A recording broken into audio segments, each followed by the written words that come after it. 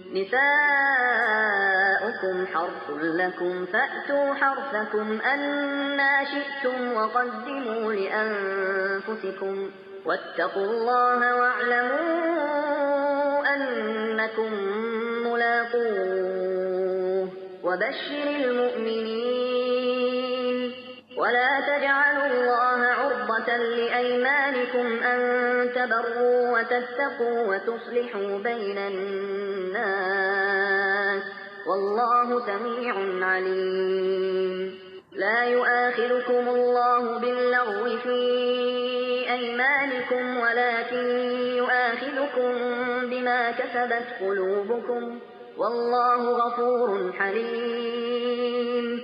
للذين يؤلون من نسائهم تربص 4 أشهر فإن فاءوا